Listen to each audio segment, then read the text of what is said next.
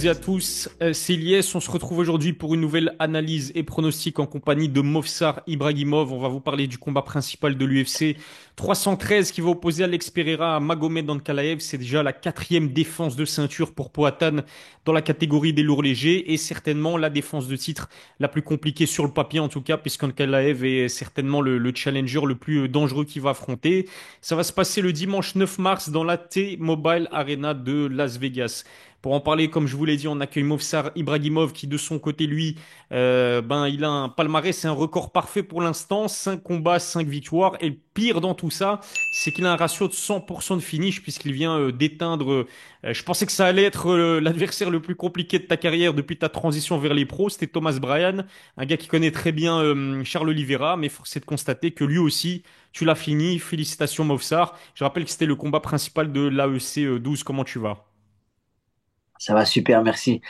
Et ouais, hein, depuis l'époque où on a commencé ensemble, je t'avais envoyé une vidéo qui date de quand j'étais encore à mes débuts amateurs. Je disais Ouais. déjà à l'époque qu'on avait des grands objectifs et jusqu'ici, on continue de poursuivre nos rêves et ça marche bien. Ah ouais, franchement, ça marche très très bien. Donc félicitations. En plus, c'était un combat principal. Encore une fois, je le rappelle, c'était à l'AEC 12. Donc l'AEC, c'est quand même une belle organisation française. Et il t'a pas fallu énormément de temps pour éteindre Thomas Bryan, qui s'entraide quand même, côtoie en tout cas au quotidien Charles Oliveira, qui était dangereux parce que avant de t'affronter, il était à 7-1 chez les professionnels, hein, c'est ça? Ouais. Et il avait jamais été fini aussi. Ok, incroyable. Miskin, Et ouais, il va se souvenir pendant longtemps de ce combat. C'était à Laval, c'est ça? ouais, c'est ça. Incroyable. Bah, encore une fois, félicitations, Movsar. Et d'ailleurs, entre-temps, tu es passé par la Serbie pour soutenir l'équipe belge qui participait au championnat d'Europe, hein, ça, IMAF. Ouais, c'est ça. On est revenu avant-hier. Et ouais, c'était bien. Franchement, ça fait plaisir d'aider maintenant ceux qui passent par là où on est passé. Et ouais, on motive la prochaine génération et on s'assure de faire le travail comme il faut. Ouais, j'imagine que tu leur as apporté pas mal de ton expérience, puisque toi, il y a quelques années, tu as décroché la médaille d'or aux IMAF lors du championnat d'Europe, hein, c'est ça? Exactement, ouais. Ouais, le temps, il passe super vite et aujourd'hui, tu en es à 5-0. D'ailleurs, autre question te concernant Mofsar, mais est-ce que peut-être tu as des nouvelles d'un prochain combat et est-ce que tu vas t'entraîner pendant Ramadan? Bien sûr, moi, je m'entraîne toujours pendant le Ramadan. On adapte les horaires. On a de la chance d'avoir notre salle, donc on adapte les horaires, mais on va s'entraîner parce que on a des combats qui vont suivre peu après. Pour l'instant, j'annonce rien, mais il y a du lourd qui se prépare. Ceux qui me demandaient des vrais combats, des vraies organisations. Les combats, j'ai toujours cherché à avoir des vrais combats, mais maintenant, j'en dis pas plus, mais restez connectés et on va faire du sale ensemble. Excellent, excellent. Bah écoute, pourquoi pas. Moi, j'ai aucune info, hein, je vous préviens tout de suite, mais je me dis, en sachant qu'il y a un PFL Paris, un PFL Bruxelles aussi qui approche incessamment sous peu, franchement, ce serait dommage de pas te voir au moins sur le PFL Bruxelles. Je crois que c'était au mois de septembre, donc bref, on reste connecté. Et justement, si c'est pas encore le cas, abonnez-vous au compte Instagram de Mofsar, puisqu'il donnera des informations concernant son prochain combat sur ses réseaux sociaux. Ça, c'était pour la parenthèse qui te concernait, Mofsar. On va maintenant rentrer dans le vif du sujet. On va parler de ce Alex Pereira vs Magomed Ankalaev. Et enfin, Magomed Ankalaev, il a finalement obtenu le title shot contre Alex Pereira, puisqu'on le rappelle, il avait déjà combattu pour la ceinture chez les lourds légers. Ça, c'était pas très bien fini. On va en parler un petit peu plus tard. C'était contre Jan Blachowicz, mais cette fois-ci, il va affronter Alex Pereira. Et c'est vrai que de nombreux fans accusaient Poatan, qui détient la ceinture depuis un petit temps maintenant, d'esquiver en quelque sorte Magomed Ankalaev. Bref, maintenant, on va avoir droit à cette belle affiche. Sportivement, Movsar, faut dire que ce Pereira Ankalaev, c'est l'affiche la plus logique, le combat le plus logique dans la catégorie.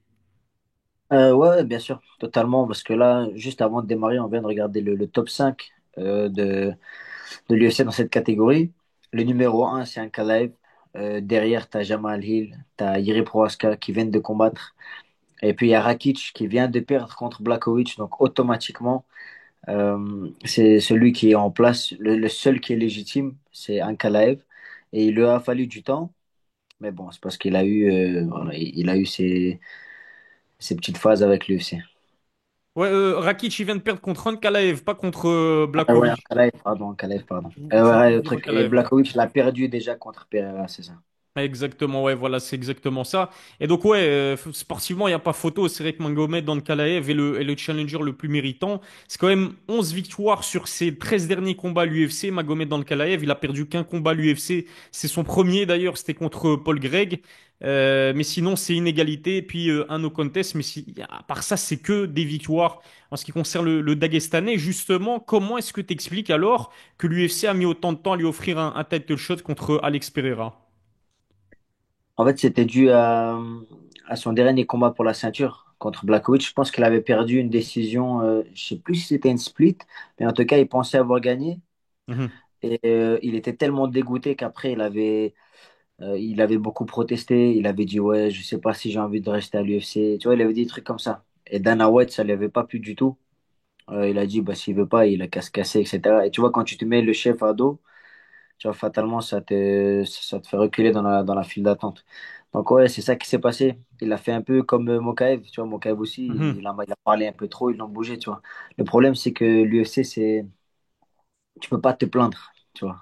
Ils ont trop de pouvoir. Si tu veux pas, il y en a d'autres qui veulent. Donc, malheureusement, il a un peu trop parlé à ce moment-là et là, on a payé les frais. Mais c'est bon, maintenant, il a sa chance. Il a dû la gagner, mais maintenant, il est là et on va voir ce qu'il va faire. On va voir ce que ça va donner. C'est vrai que Dana White, il avait la dent dure concernant Magomed Ankalaev après justement le fait qu'il ait protesté après l'égalité concédée contre Jan Blachowicz lors de son premier title shot il y a de cela quelques années maintenant. D'ailleurs, Dana White, il était tellement fâché de la prestation de Jan Blachowicz et surtout de Magomed Ankalaev que je crois un mois ou 2 mois après ce title shot pour la ceinture vacante, il a organisé le combat entre Glover Teixeira et Jamal Hill. Donc c'est dire à quel point Magomed Ankalaev et même Jan Blachowicz en quelque sorte ont pris cher après cette prestation très peu convaincante. Et en plus de cet épisode-là, Movsar, faut dire que faut être honnête, parlons un français limpide, comme disent les jeunes aujourd'hui. Magomed Ankalaev, il parle pas anglais ou très peu. Il n'a pas vraiment de charisme, enfin, contrairement à un Khabib ou contrairement à un Khamzat Chimaev, c'est l'exemple, le plus bel exemple.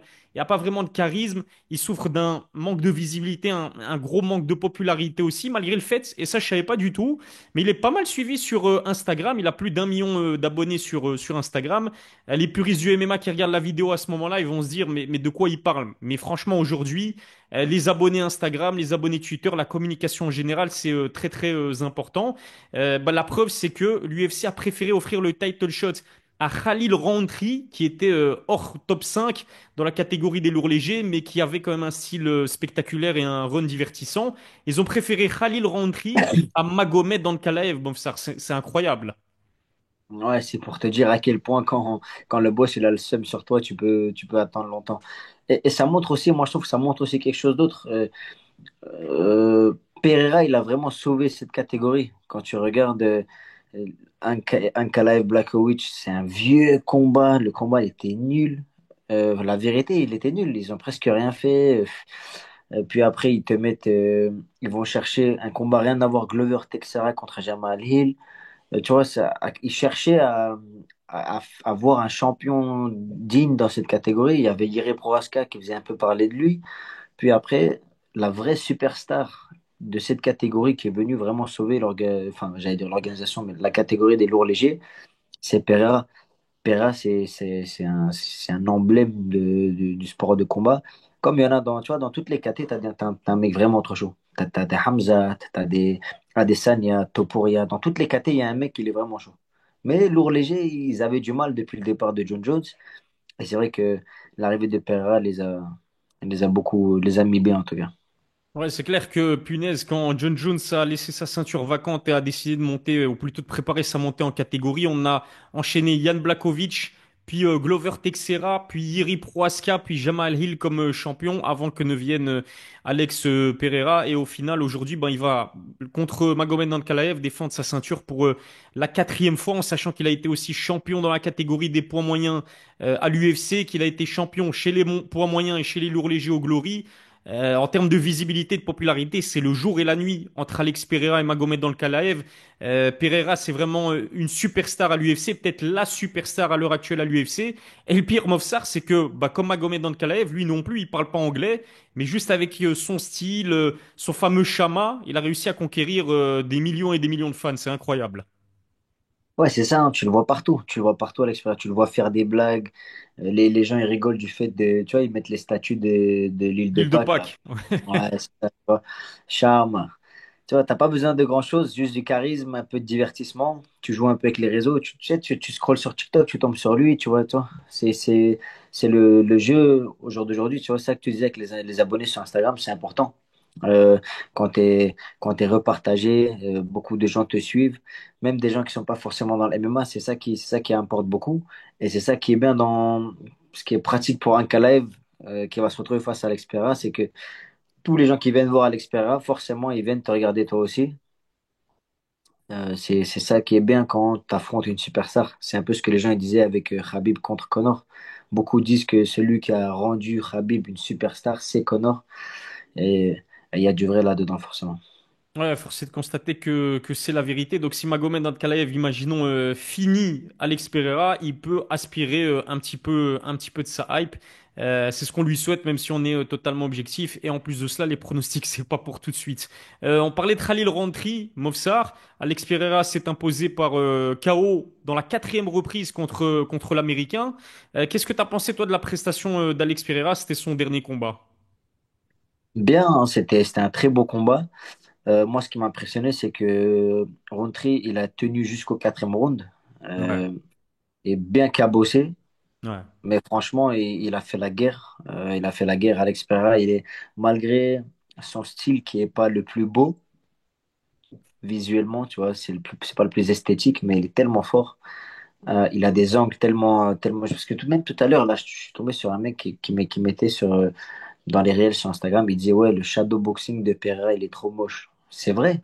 Tu vois, c'est pas le plus beau en termes d'esthétique, mais c'est tellement efficace. Il a des angles tellement durs à comprendre, tellement durs à voir venir. Et moi, je trouve que dans ce combat-là, ce qui ressortait le plus, ce qui m'a le plus surpris, c'est la dureté de Rountree qui a vraiment une histoire forte, ceux qui ont suivi à ce moment-là. Donc, ouais, Alex Pereira, vraiment, vraiment chaud.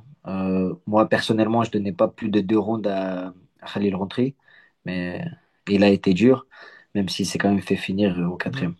Ouais, il y a un moment donné, je sais plus c'était dans quel round, mais je crois que c'était dans le troisième ou dans le quatrième. Pereira, il est rentré dans la zone avec retrait de buste et ensuite il punit Khalil Rountree. Je sais pas, il esquive deux, trois frappes et il le contre. C'est vraiment du très très grand art. Et je suis d'accord avec toi quand tu dis que tu étais surpris d'avoir vu Khalil Rountree tomber dans le quatrième round. Parce que moi aussi, moi je pensais vraiment que l'affiche était totalement déséquilibrée. Parce qu'on sait que Khalil, à la base, son style, c'est le Muay Thai. Il est à pas mal de victoires consécutives. Il en a fini plus d'un. C'est aussi un gros cogneur, un gros puncher dans la catégorie des lourds légers. Mais quand tu le mets face à un Pereira qui a été double champion au Glory et qui a prouvé contre Israël Adesanya hier que son striking il était au-dessus de la mêlée, je m'y attendais pas à ce qu'il mette autant de temps à le finir.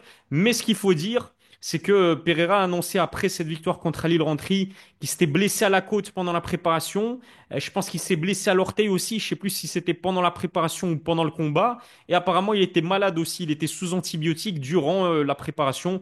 Donc, ça explique peut-être pourquoi Alex Pereira a mis un petit peu plus de temps à finir Khalil Rountree que prévu.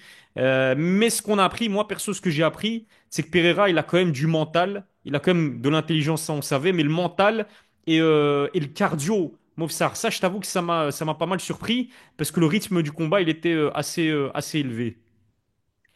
Ouais, personnellement, moi, je t'avoue que je m'inquiétais pas en termes de cardio parce que il a tellement d'expérience, Pereira. Ouais. Euh, Même pas que dans le MMA, dans le kickboxing, au Glory, etc. Il a été champion pendant très longtemps. Il a échangé, il a fait de grosses guerres, il a fait des combats très intenses. Quand tu as ce genre d'expérience en général, tu sais gérer. Même si tu as un niveau cardio moins haut, tu sais au moins gérer ton effort. Moi, ça m'est déjà arrivé des combats où, où j'étais tombé malade, ou par exemple, j'avais eu un problème avec la perte de poids qui a fait que j'ai pas bien récupéré. Comme je sais que je suis diminué, bah forcément, je diminue le rythme, je combats un peu plus intelligemment. Et c'est moi, je peux le faire, c'est que Pereira, il doit le faire beaucoup mieux que moi. Donc, le cardio en général, moi je m'inquiétais pas trop, mais c'est vrai que c'est vrai qu'il a été impressionnant à ce niveau-là. Moi, des fois, j'avais eu l'impression de voir un peu de faiblesse en termes de caractère chez lui, mais il m'a montré que non. Donc ouais, il a tout ce qui fait les grands champions. Et voilà, les blessures, les trucs, c'est vrai que tu as dit, c'est vrai que ça peut jouer, mais moi je suis d'avis que si tu rentres dans la cage, les excuses, tu vois, faut laisse tomber les excuses. Moi aussi, j'ai combattu, j'ai fait les championnats du monde 3 fois. Sur les 3 fois, 2 fois, je m'étais fait les côtes avant d'y aller. Tu vois, même pendant mes combats pro, il y a plein de chevilles foulées. Regarde mon dos, elle est de travers alors que c'était de la prépa quand j'allais combattre contre Thomas Bryan. Ok. Tu as tout le temps des blessures. T'as tout le temps des blessures. Tu vois, je t'en ai même pas parlé parce que pour moi, c'est normal. J'avais le doigt cassé, je l'ai remis. Et puis on combat. Tu vois, si tu rentres dans la cage, ça veut dire que pour moi, ça veut dire que tu es préparé et que, tu vois, faut plus donner d'excuses. Faut plus donner d'excuses. Donc, mais en tout cas, c'est à son honneur et c'est ce qui fait les grands champions. Ouais. Et heureusement pour lui qu'il a gagné, parce que c'est vrai que on parle de cette, enfin j'ai parlé de ces blessures-là d'avant combat. C'était pas pour excuser une quelconque défaite, non non, parce que Alex Pereira a bel et bien gagné avec la manière contre Halil Rountree, même si c'était un peu plus compliqué que prévu. De son côté, Magomed Ankalaev, lui, il a enregistré une victoire sur décision unanime. C'était contre Alexander Rakic. C'était très loin d'être le combat de l'année, ça c'est sûr et certain. Moi, ce qui m'a surpris, c'est que Kalaev n'a tenté aucune amenée au sol durant le combat. Et c'est justement cet Kalaev vs Rakic, un combat parfait pour comprendre son style. Parce que malgré le fait que c'est un Dagestanais, Magomed, c'est principalement un striker et il tente les amener au sol uniquement en cas de besoin. Tu sais à quoi il me fait penser un peu ce combat? Un peu à Alice Kerov quand il avait affronté Whittaker. Ok, oui. Euh, Alice Kerov, il avait voulu striker avec Whittaker, même si c'était un short notice. Tu vas dans le game d'un mec, tu sais striker, mais le mec, tu sais que c'est un bien meilleur striker. Mhm. C'est risqué. Et qu'est-ce qui s'est passé? Aliskerov s'est fait mettre KO. Alors que Shimaev, qu'est-ce qu'il a fait contre Whittaker? Jab, takedown, étranglement terminé. Moi, je pense que le game plan intelligent ici, c'est surtout pas de striker parce qu'il Mhm. prend les calf kicks, t'as dit. Et les calf kicks de Pereira, je peux mettre ma main à couper qu'ils sont bien plus puissants que ceux de Blachowicz. Donc, pour moi, striker, c'est la pire chose à faire face à Pereira. Il a des angles très compliqués. Il a beaucoup trop d'expérience, à mon avis, comparé au niveau de striking auquel il a fait face à Ankalaev. Donc, je pense qu'il faut au minimum mettre ce danger de takedown, essayer de lutter beaucoup pour qu'au moins ils doivent s'en inquiéter et pas se concentrer 100% sur le striking. C'est ce qu'avait fait Khabib. Encore une fois, je me sers de cet exemple parce que ça parle à beaucoup de gens. À force de lutter Connor, il a tellement peur du takedown qu'il pouvait plus striker tranquillement. Et il a Mhm. pris un knockdown avec un coup un peu, tu vois, c'est pas les coups les plus techniques, mais tu as une inquiétude, tu mets un doute dans le cerveau qui fait que tu peux compenser la différence de niveau. Et je pense que c'est ce qu'un Kalaev doit faire. C'est exactement la question que j'allais te poser parce que, encore une fois, c'est vrai que Magomed Ankalaev, c'est principalement un striker, c'est pas un lutteur et c'est encore moins un grappleur parce qu'il a zéro soumission à son actif. Mais on l'a déjà vu enregistrer de beaux takedowns et il est très dangereux avec son grand and pound.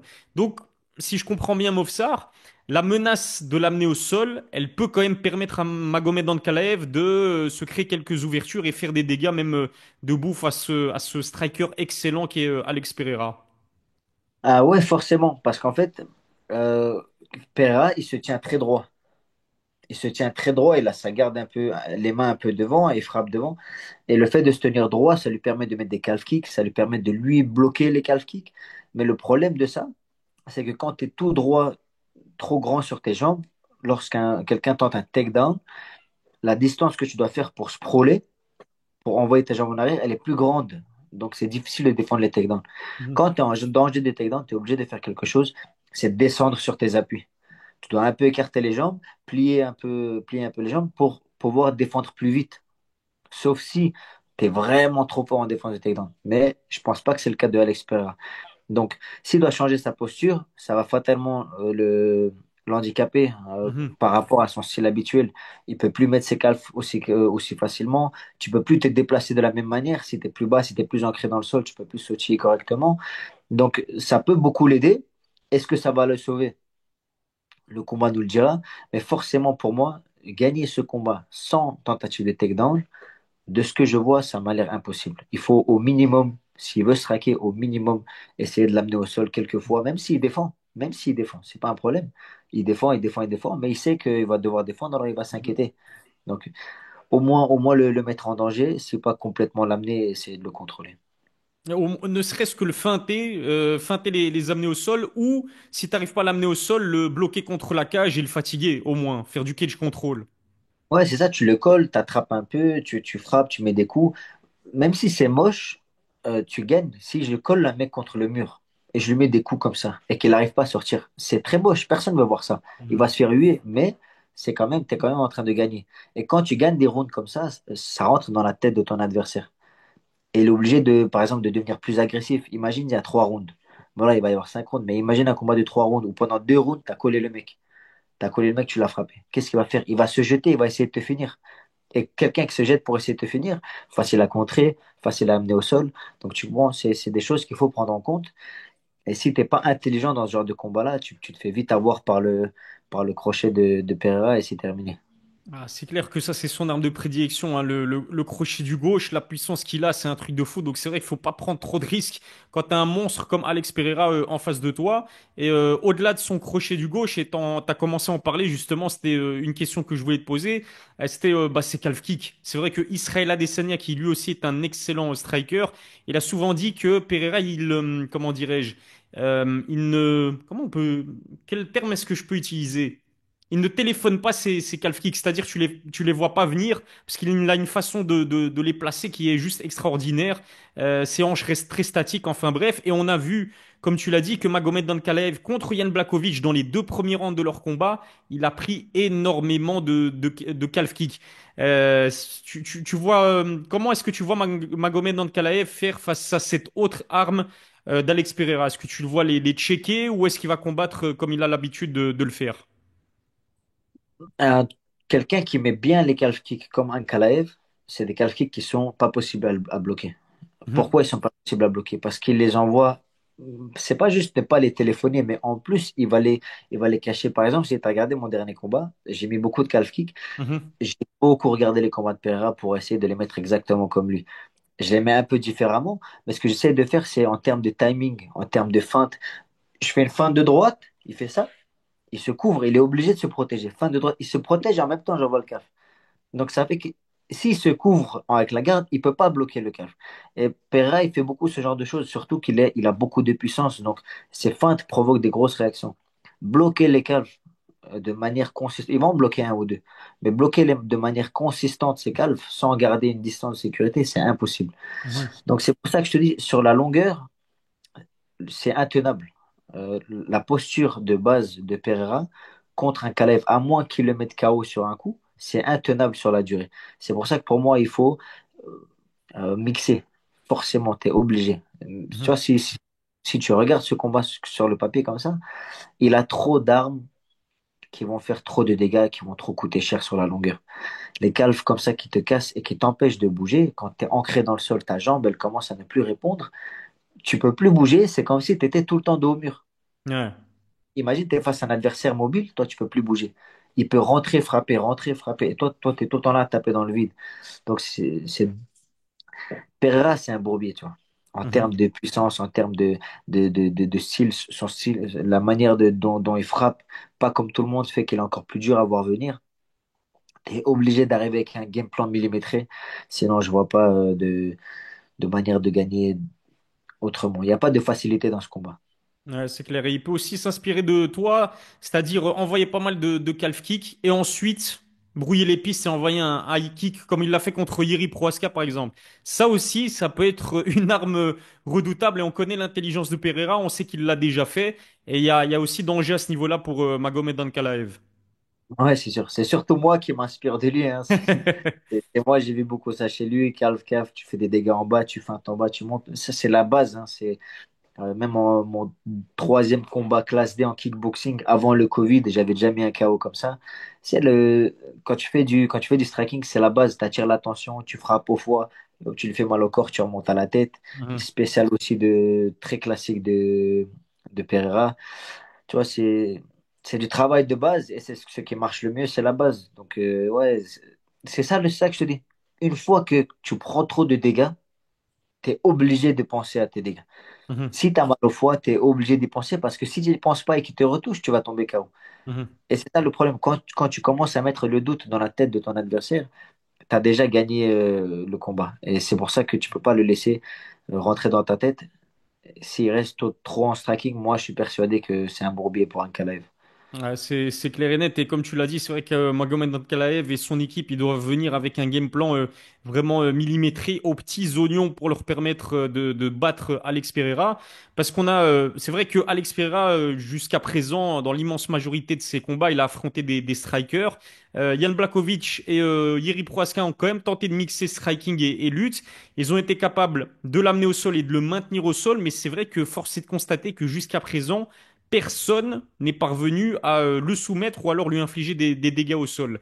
J'aimerais savoir, Movsar, qu'est-ce que tu penses finalement de sa défense de lutte et du peu qu'on a pu voir de son grappling, que ce soit en combat ou à l'entraînement?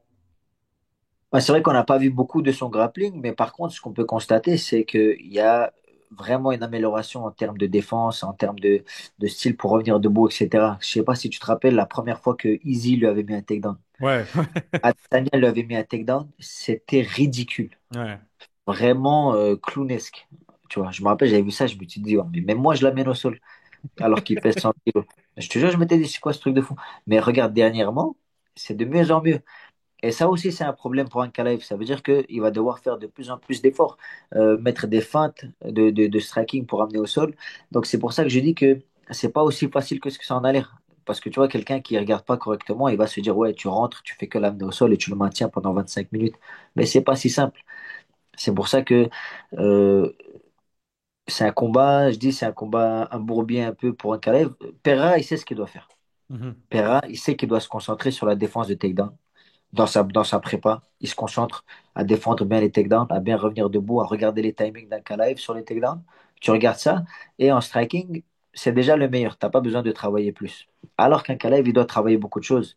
Les feintes pour amener au sol, les timings, les rythmes. Donc, comment il met les feintes, comment il met les calf kicks, à quel moment il met les calf kicks, comment sortir, comment les attraper. Un Kalev, il a beaucoup de choses à bosser, beaucoup de choses à préparer dans son game plan. Alors que, en tout cas, de mon point de vue, Pereira, il sait ce qu'il doit faire. C'est simple, tu vois. Ouais, c'est clair. Et par contre, il y a un truc qui me fait un peu peur pour Magomed Ankalaev, c'est le fait qu'il va entamer la fight week durant la période du Ramadan, parce que Ramadan commence samedi, Inch'Allah. Je sais pas s'il va jeûner durant la fight week, mais si c'est le cas, j'aimerais savoir, Movsar, à quel point est-ce que ça aussi, ça peut être un facteur déterminant dans le résultat du combat, en sachant qu'il y a énormément de combattants musulmans qui préfèrent ne pas combattre pendant le Ramadan. Ne serait-ce que d'un point de vue de perte de poids, cutting, etc., à quel point ça peut jouer sur la performance de Magomed Ankalaev. Je t'avoue que je trouve ça bizarre, moi. Moi, je ne combattrai pas pendant le Ramadan, en tout cas. Mhm. Je dis ça, mais après, tu vois, je juge pas, mais ouais, je t'avoue que c'est bizarre. Mais après, actuellement, en tout cas ici, il faudrait voir leur fuseau horaire à eux. C'est vrai qu'on mange pas trop tard, tu romps le jeûne pas trop tard. Donc, à mon avis, ça va aller. Je suppose que, bah, tu vois, imagine, ils rompent le jeûne à 18h. Ça Mhm. va, en vrai. Il y a moyen de faire, je sais pas. Faut voir un peu comment ils vont s'y prendre. Est-ce qu'il va jeûner, est-ce qu'il va pas jeûner du tout? Faut voir comment ils vont faire, mais forcément, c'est vrai que c'est pas les meilleures conditions. Ça te met pas dans les meilleures conditions. C'est un peu bizarre, hein, je t'avoue que je trouve ça un peu bizarre. Mais bon, ils vont gérer. On verra bien. Je t'avoue que j'ai du mal à me prononcer sur ce sujet.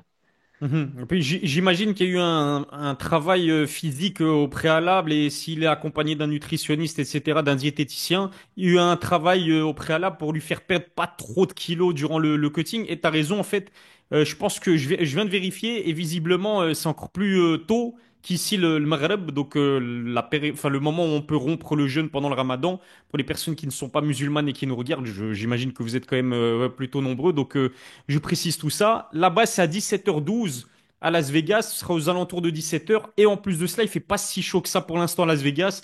Il fait plutôt doux, donc 22, 23 degrés. Donc normalement, s'il gère ça d'un point de vue, enfin, d'une manière professionnelle, c'est vrai que ça devrait aller pour Magomed Ankalaev. Ouais, c'est ça. Tu vois, il mange à 6 7 heures, tu vois, je suppose, un truc comme ça. Tu dors, tu remanges à 17 heures. En vrai, c'est facile, tu vois. Et en plus, je me rappelle quand, je pense que Shimaev, il avait combattu pendant le Ramadan, hein. Ouais. Il y a 1 ou 2 ans, je me rappelle plus. Peut-être enfin, je me rappelle plus du combat, mais en tout cas, je me rappelle qu'on avait parlé de ça. J'avais déjà trouvé ça bizarre à l'époque. C'était pas contre Et là, Gilbert Burns? Je peut-être, sais hein. plus. Et c'était un gros combat, hein.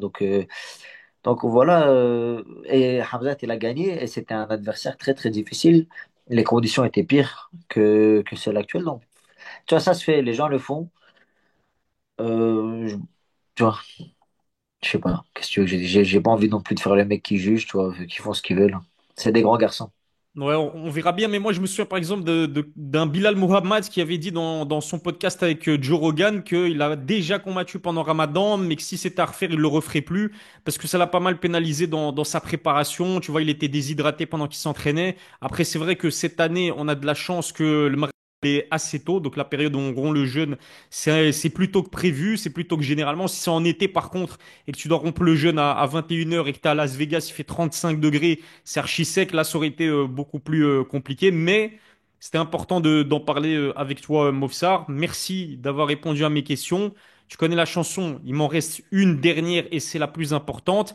C'est quoi ton pronostic pour ce Alex Pereira vs ce Magomed Ankalaev? Euh, je pense que donc les gens s'attendaient peut-être à un pronostic vraiment découpé au vu de tout ce que j'ai dit jusqu'à maintenant. Mais je pense qu'un Kalaev va bien faire ses devoirs. Je pense qu'un Mhm. Kalaev va bien faire ses devoirs, qu'il va bien préparer ça. Euh, mais je le vois quand même pas gagnant. Tu vois, je trouve que ça va être un combat difficile. Je trouve vraiment que ça va être un combat difficile.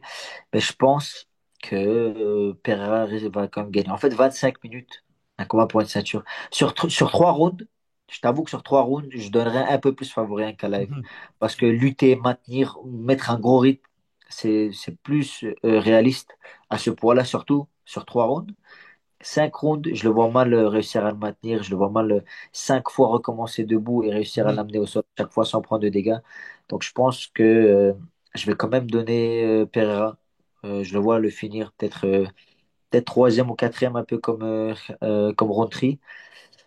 Ouais, je vais donner Pereira, mais pas de grand-chose. Franchement, je m'attends quand même à un combat serré et il y a moyen que un Kalaev prenne la ceinture et fasse le upset.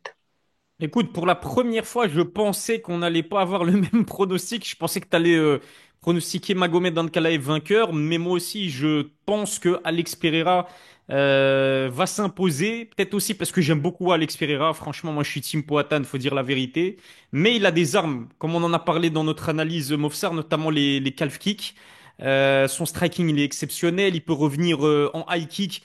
Magomed s'attend à un calf kick et ensuite il se prend une douille de la part de Pereira à pleine tempe. Ça peut faire très très mal. Évidemment sa puissance, évidemment son expérience du haut niveau du MMA parce qu'on n'en a pas parlé. Mais Magomed Ankalaev, il a affronté qu'un seul ex-champion au cours de sa carrière, c'est Jan Blachowicz. Pereira, il a affronté 2 fois Jiri Prohaska, 2 fois Israel Adesanya, Jamal Hill, Sean Strickland, Jan Blachowicz. Donc il a de l'expérience, il a de la puissance. Magomed Ankalaev, c'est pas aussi un lutteur exceptionnel, donc je pense qu'il va galérer à amener Pereira au sol. Il représente pas une grosse menace de soumission puisqu'il a 0 soumission à son actif. Pereira jusqu'à présent, bah, il a toujours su défendre les rares tentatives d'amener au sol et de soumission auxquelles il a dû faire face. Donc ça risque pardon, d'être compliqué pour Magomed Ankalaev. Et pour moi, je vois Alex Pereira vainqueur par finish dans la quatrième reprise, voire même, j'imagine bien une victoire sur décision unanime pour Alex Pereira. Voilà pour nos pronostics. N'hésitez pas à nous donner vos pronostics dans les commentaires. Mofsar, comme d'habitude, c'était un véritable plaisir de discuter avec toi. À la prochaine pour une nouvelle analyse. Merci à toi, Elias. À la prochaine.